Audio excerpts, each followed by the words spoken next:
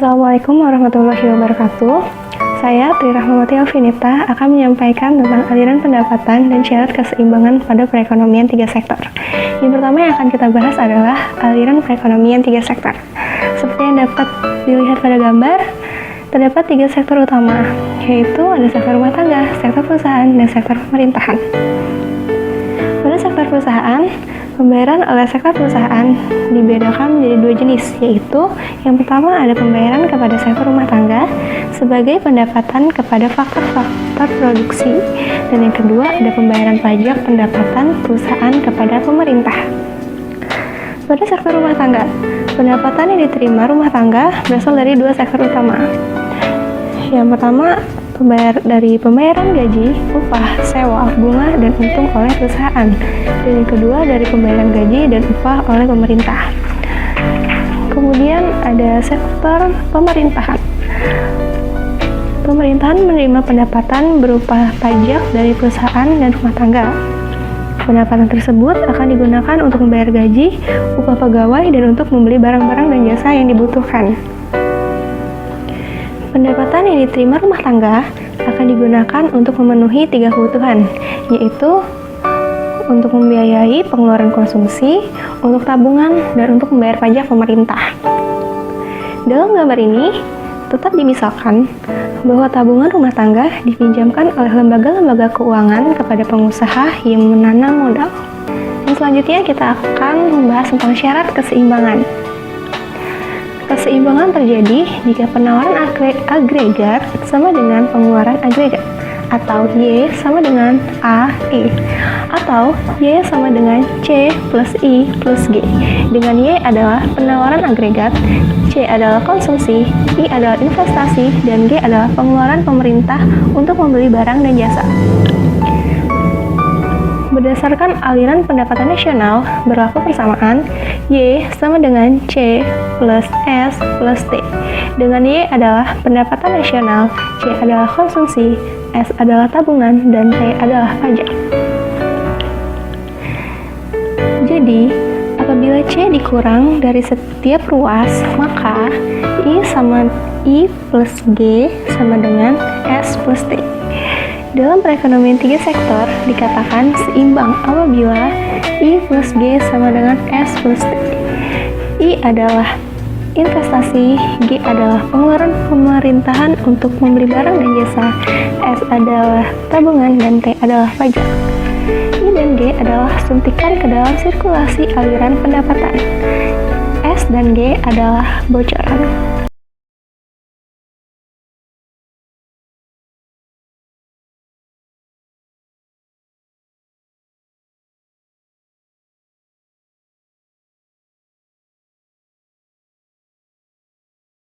Wabarakatuh. Nama saya Salsawa Anissa Dewi. Jadi di sini saya ingin menjelaskan tentang efek pajak tetap terhadap konsumsi dan tabungan rumah tangga serta efek pajak proporsional terhadap konsumsi dan tabungan rumah tangga dalam perekonomian 3 sektor. Pertama-tama, cara menghitung pajak tetap terhadap konsumsi dan tabungan rumah tangga itu menggunakan tabel, di mana tabel tersebut terdiri dari 5 kolom. Di kolom pertama itu ada Y atau pendapatan nasional, kolom kedua itu ada T atau pajak, kolom ketiga itu ada YD atau pendapatan disposable, lalu kolom keempat itu ada C atau konsumsi, dan kolom kelima itu ada S atau saving atau tabungan simpanan. Nah, jadi pajak itu akan menurunkan pendapatan disposable sejumlah dengan nilai pajak itu sendiri, sehingga pendapatan disposable sama dengan Y kurang T. Karena YD atau pendapatan disposable itu turun, maka konsumsi dan tabungan juga ikut turun. Jadi permisalan 90 ditambah 0,75 Y. Karena pemerintah tidak memungut pajak, maka Y adalah sama dengan YD. Nah, di sini ada permisalan contoh soal. Misal C sama dengan 90 plus 0,75. Lalu pendapatan nasionalnya itu mengalami kenaikan sebanyak 240 dari 0 menjadi 240. Kemudian menjadi 480. Jadi udah diketahui Y-nya itu dari 0 lalu naik jadi 240.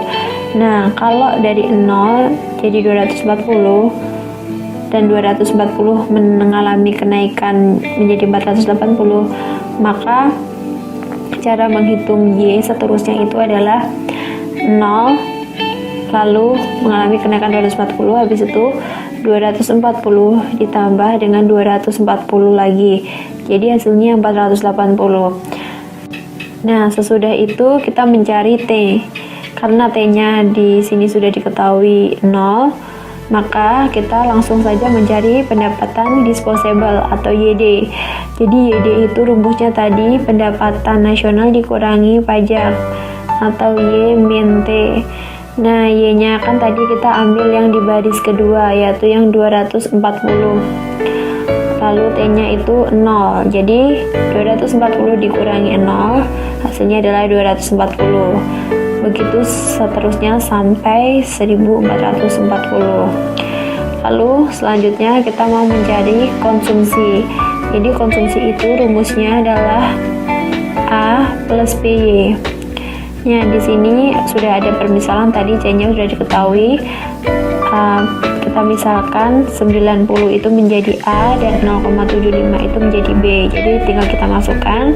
Jadi 90 ditambah 0,75 Y.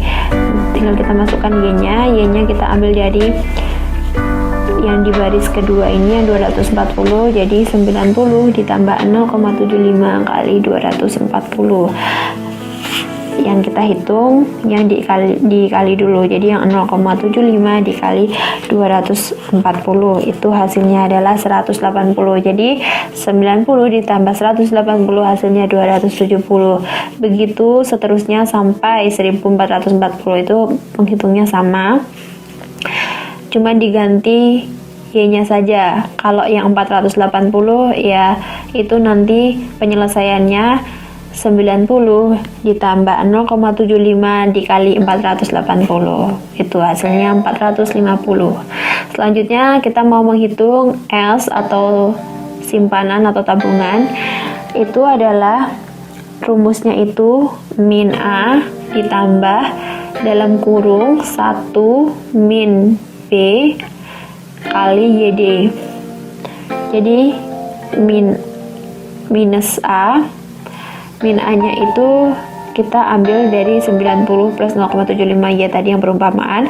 Yang 90 berarti minus 90 ditambah 1 dikurangi 0,75 dikali YD-nya tadi kita ambil yang di baris 1 juga kali 240. Dan hasilnya adalah min 90 ditambah tadi 1 kurangi 0,75 dikali 240 dulu, hasilnya adalah 60. Jadi hasilnya 30. Begitu seterusnya sampai 1000. Kita mau menghitung. Lalu selanjutnya saya ingin menjelaskan tentang pajak proporsional. Jadi pajak proporsional ini yang membedakan dengan pajak tetap itu sebenarnya hanya terletak pada rumus atau cara menghitung saving atau tabungan. Kalau di pajak tetap itu saving atau tabungannya itu dihitung dengan rumus min A ditambah 1 kurang B kali YD. Kalau itu di pajak tetap, tetapi kalau di pajak proporsional cara menghitung S atau saving atau tabungan itu rumusnya adalah YD dikurangi C atau pendapatan disposable dikurangi dengan konsumsi. Jadi kesimpulannya adalah apapun sistem pajak, pajak tetap atau pajak proporsional, pungutan pajak akan mengakibatkan konsumsi dan tabungan rumah tangga berkurang sebanyak yang ditentukan oleh persamaan sebagai berikut. Delta C sama dengan MPC kali T, delta S sama dengan MPS kali T. Nah, di sini MPS atau MPC itu apa? MPC itu adalah marginal propensity to consume. Jadi MPC itu angka perbandingan antara besarnya perubahan konsumsi dengan besarnya pendapatan nasional. Lalu MPS itu adalah marginal propensity to save, yang artinya MPS adalah angka perbandingan antara besarnya perubahan tabungan dengan besarnya pendapatan nasional. Jadi dapat disimpulkan bahwa delta C atau jumlah dari konsumsi itu sama dengan MPC kali T. Lalu delta S itu sama dengan MPS kali T. Kecondongan mengonsumsi marginal. Kecondongan mengonsumsi marginal yaitu kecenderungan selisih dari pertambahan konsumsi seiring dengan pertambahannya pendapatan. Di sini itu ada dua perbedaan. Pertama itu ada MPC yang menggunakan pendapatan disposable. Rumusnya itu MPC sama dengan delta C per delta YD. Lalu ada MPC menggunakan pendapatan nasional, yaitu MPCY sama dengan delta C per delta Y. Di sini ditulis karena pajak proporsional adalah T, delta Y, maka delta YD sama dengan delta Y dikurang T, delta Y sama dengan 1 dikurang T dikali delta Y. Karena MPC-nya sama dengan B, maka rumusnya itu delta C per delta Y sama dengan MPCY sama dengan 1 dikurang T dikali B. Langsung ke contoh soalnya. Diketahui fungsi konsumsi C sama dengan 90 plus 0,75 YD. Terjadinya kenaikan pendapatan nasional dari 480 triliun menjadi 720 triliun dan kenaikan konsumsi dari 378 triliun menjadi 522 triliun. Pajaknya itu sebesar 20%. Hitunglah MPCY, yaitu MPC pendapatan nasional. Di sini sudah diketahui C sama dengan 90 plus 0,75 YD. Y1-nya itu 480, Y2-nya itu 720, C1-nya itu 378, dan C2-nya itu 522. Pajaknya itu 20% atau 2 dibagi 100 sama dengan 0,2. Yang ditanya MPCY. Jadi kita pertama menggunakan rumus MPCY sama dengan delta C per delta Y. Nah, di situ jadi C2 itu dikurang dengan C1 terlebih dahulu, yaitu 522 dikurang dengan 378 per Y2 dikurang Y1, berarti 720 dikurang 480. Jadi hasilnya itu 144 per 240. Berarti 144 dibagi 240 sama dengan 0,6. Berarti MPC-nya itu 0,6. Cara 2. Kalau cara 2 itu kita menggunakan rumus MPC sama dengan 1 dikurang T dikali B. Jadi MPC sama dengan 1 dikurang 0,2 dikali dengan 0,75. 1 dikurang 0,2 sama dengan 0,8 dikali dengan 0,75, hasilnya 0,6. Jadi di sini tuh kalau misalnya diketahuinya C sama T aja, berarti kita menggunakan cara yang kedua. Kalau diketahuinya pendapatan awal sama perubahannya dan konsumsi awal sama konsumsi perubahannya, berarti kita menggunakan rumus yang cara 1. Selanjutnya, kecondongan menabung marginal. Nah, kecondongan menabung marginal ini kecenderungan selisih dari pertambahan tabungan seiring jalannya pertambahan pendapatan. Nah, di sini itu terdapat dua, sama kayak yang di konsumsi tadi. MPS sama dengan delta S per delta YD. Jadi di sini menggunakan pendapatan disposable. Lalu yang kedua itu ada MPSY sama dengan delta S per delta Y. Jadi di sini itu menggunakan pendapatan nasional. Di situ ditulis dalam perekonomian 3 sektor dengan sistem pajak proporsional, MPS adalah lebih besar daripada MPSY. Berarti nilai nanti MPS ini harus lebih besar dari nilai MPSY. Diketahui fungsi konsumsinya itu S sama dengan negatif 90 plus 0,25 YD. Kenaikan pendapatan nasional dari 480 triliun menjadi 720 triliun. Ternyata tabungannya itu naik dari 6 triliun menjadi 54 triliun. Hitunglah MPSY-nya. Di situ udah diketahui kalau S-nya itu sama dengan negatif 90 plus 0,25 YD. Y1-nya itu 480, Y2-nya itu 720, S1-nya itu 6, S2-nya itu 54, dan pajaknya itu tetap 20%, yaitu 0,2 berarti kan. Nah, ditanya MPSY. Untuk pakai cara satu itu kita menggunakan MPSY sama dengan 1 dikurang B dikali 1 dikurang T. Jadi 1 dikurang 0,75 dikali 1 dikurang 0,2. Berarti 1 dikurang 0,75 yaitu 0,25. 1 dikurang 0,2 hasilnya 0,8. Berarti 0,25 dikali 0,8 hasilnya 0,2. Berarti MPSY-nya itu 0,2. Cara kedua, kita menggunakan MPSY sama dengan delta S per delta Y. Jadi MPSY sama dengan S2 dikurang S1 per Y2 dikurang Y1. Berarti 54 dikurang 6 per 720 dikurang 480. Jadi hasilnya itu MPSY sama dengan 48 dibagi dengan 240. Hasilnya itu 0,2. Berarti MPSY-nya itu sama dengan 0,2. Nah, di situ kalau misalnya jadi itu udah apa sih udah jelas kalau misalnya diketahui S dan T, berarti kita nanti menggunakan rumus cara satu. Nah, kalau misalnya diketahuinya pendapatan awal, pendapatan perubahannya, dan tabungan awal dan tabungan perubahannya, kita bisa menggunakan rumus 2 gitu. Maksudnya yang cara kedua, rumus yang di cara kedua gitu.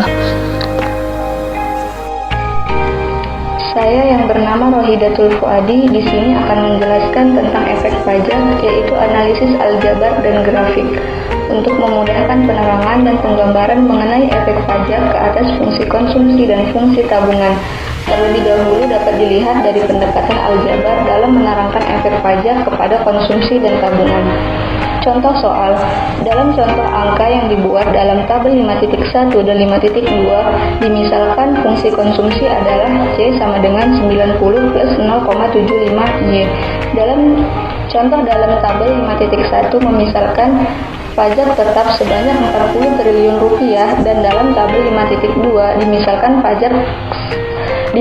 pajaknya adalah sebesar 20% dari pendapatan nasional atau T sama dengan 0,2Y. Bertitik tolak dari pemisalan ini, fungsi konsumsi dan tabungan sesudah pajak dapat ditentukan. Pengaruh pajak proporsional. Pajak proporsional sebanyak TY menurunkan konsumsi sebanyak delta C sama dengan min B dikali TY. Apabila fungsi konsumsi asal adalah C sama dengan A plus BY, maka fungsi konsumsi yang baru atau C1 sama dengan A plus B dikali 1 min TY. Dalam fungsi tabungan, misalkan fungsi tabungan asal adalah S sama dengan min A plus 1 min BY dan pajak adalah TY. Pajak tersebut akan menurunkan fungsi tabungan sebanyak delta S sama dengan 1 min B dikali TY. Maka fungsi tabungan yang baru atau S1 adalah min A plus 1 min B dikali 1 min TY.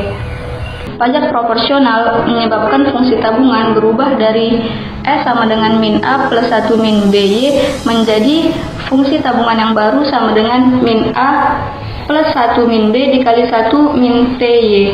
Pengeluaran pemerintah. Penentu-penentu pengeluaran pemerintah ada 3, yaitu yang pertama, proyeksi jumlah pajak yang diterima, yang kedua, tujuan-tujuan ekonomi yang dicapai, dan yang terakhir, pertimbangan politik dan keamanan.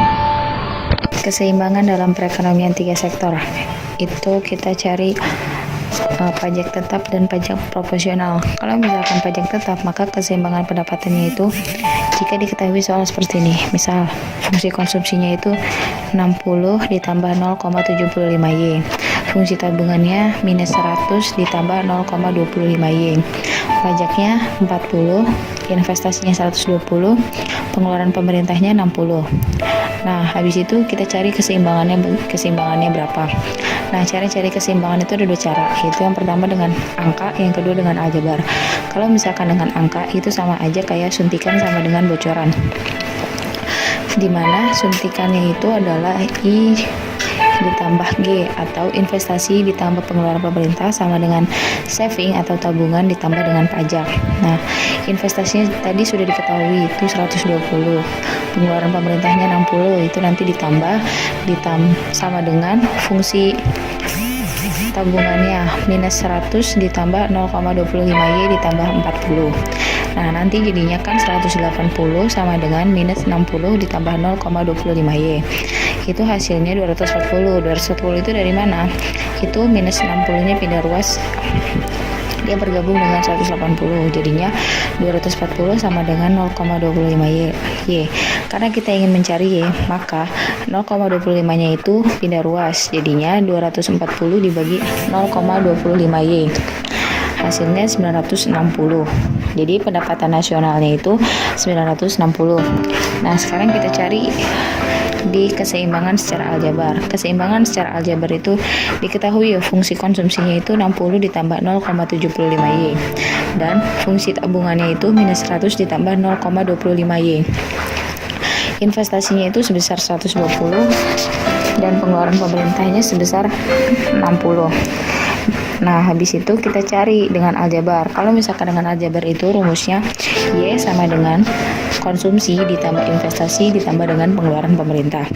Nah, tadi fungsi konsumsinya sudah diketahui, yaitu 60 ditambah 0,75Y ditambah dengan investasi. Investasinya tadi 120 dan pengeluaran pemerintahnya 60.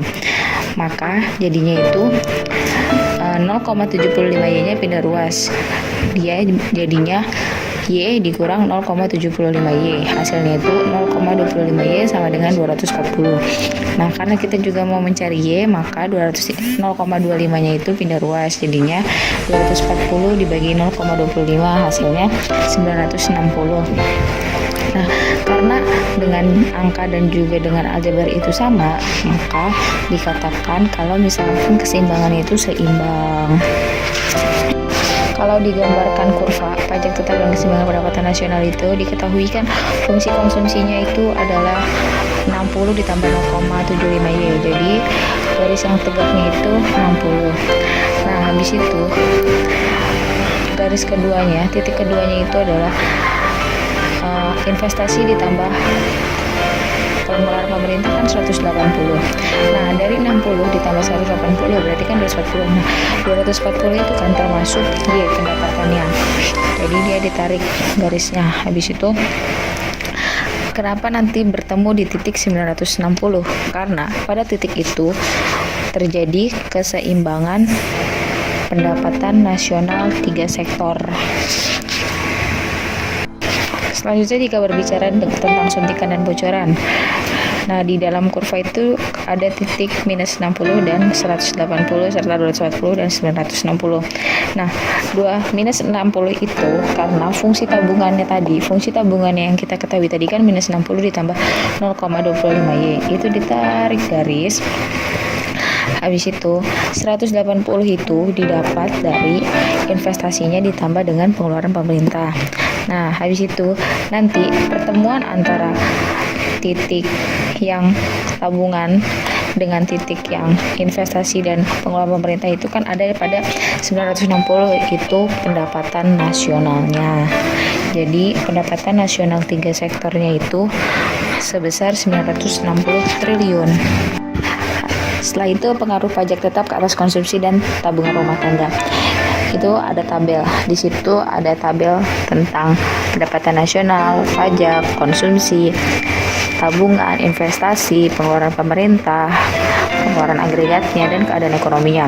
Nah, keadaan ekonomi di situ dikatakan seimbang apabila pendapatan nasionalnya itu sama dengan pengeluaran agregatnya. Nah, jika pendapatan nasionalnya lebih kecil dibandingkan pengeluaran agregat, itu dikatakan ekspansi atau yang disebut dengan kebijakan pemerintah memperbesar kegiatan ekonominya. Nah, kalau misalkan pendapatan nasionalnya itu lebih besar dibandingkan pengeluaran agregat, itu disebut kontraksi atau kebijakan pemerintah mengurangi kegiatan ekonominya. Pajak proporsional dan keseimbangan pendapatan itu misalkan seperti ini soalnya. Persentase pajak dan sifat hubungan di antara pendapatan nasional, konsumsi dan tabungan seperti pada tabel yang sebelumnya. Maka fungsi konsumsi C sama dengan 90 ditambah 0,6Y dan fungsi tabungannya minus 90 ditambah 0,2Y. Nah, fungsi pajaknya itu T sama dengan 0,4Y.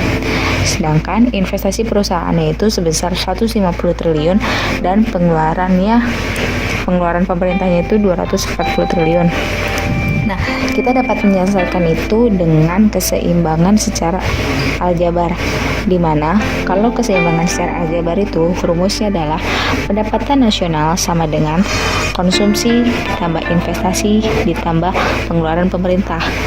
Maka pendapatan nasional sama dengan 90 ditambah 0,6Y ditambah 150 ditambah 240. Nah, 0,6Y nya itu pindah ruas, jadinya Y dikurang 0,6Y. Hasilnya itu 0,4Y sama dengan 480. 480 itu didapat dari 90 ditambah 150 ditambah 240. Nah, habis itu Y-nya itu sama dengan 480 dibagi 0,4 yang hasilnya 1200. Selain dengan aljabar, keseimbangan pendapatan nasional itu juga bisa dicari dengan suntikan dan bocoran. Pajak proporsional dan keseimbangan pendapatan nasional jika digambarkan kurva itu kita ngambil konsumsinya. Konsumsinya itu kan tadi rumusnya 90 plus 0,60Y.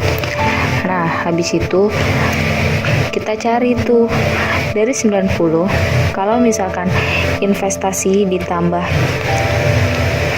dengan pengeluaran pemerintah sebesar 150 ditambah 240 berarti kan 390. Jadi dari 90 ditambah 390 itu berapa? Habis itu ketemu tuh. Nah, jadinya nanti ada titik yang bisa kita tarik nanti sampai C tambah I tambah G, di mana nanti titik pertemuannya itu lurus dengan 1200 karena 1200 nya itu merupakan pendapatan nasionalnya. Nah, selain itu kalau misalkan kita berbicara tentang suntikan atau bocoran, itu kita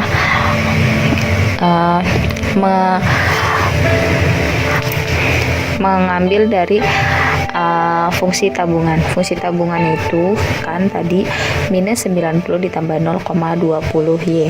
Nah, jadinya minus 90 nya kita ambil, terus habis itu ada karena suntikan dikurang bocoran, suntikannya kan 390, kita ambil titik 390. Nah, pertemuan antara minus 90 dengan 390 yang kita tarik garis tadi itu bertemu pada titik 1200. 1200 nya itu merupakan pendapatan nasional.